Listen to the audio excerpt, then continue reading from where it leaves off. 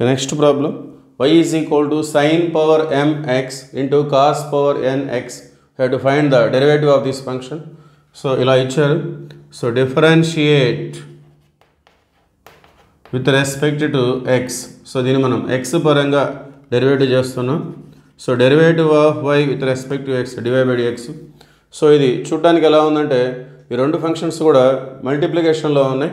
So we have to apply product rule. d by dx of uv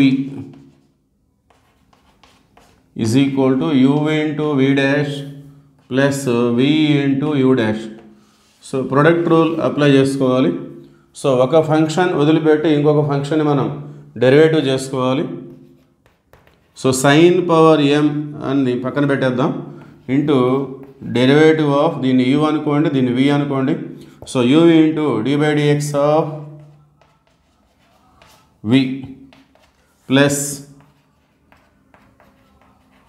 v into d by dx of u. Okay, u into d by dx of v plus v into d by dx of u. So that is equal to sin power mx. So derivative of cos power n.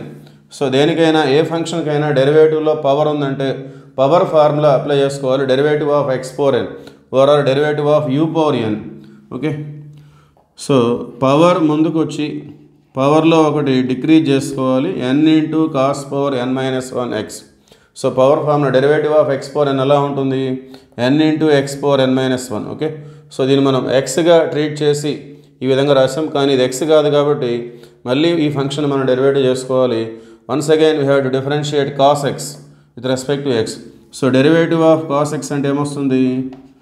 Minus sine x. Okay, so దీన్ని ఎక్స్గా treat చేసి x power n formula ప్రకారం మనం రాసాం n into x power n minus one, but it is not x. So we have to differentiate again cos x, we get minus sine x. Next plus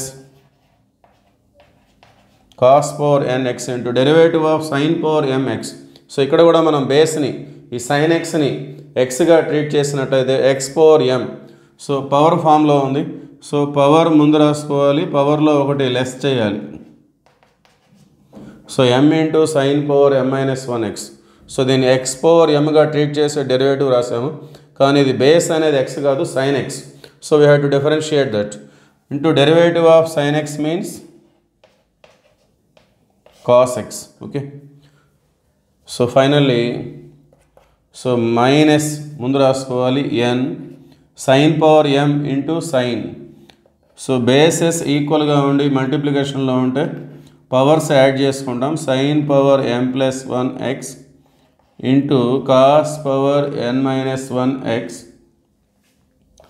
plus m into cos power n x into cos x. bases equal, multiplication is there, so powers are added. Cos power n plus 1 x into sin power m minus 1 x. Okay, so finally this is the derivative of y with respect to x, that means dy by dx. Thank you.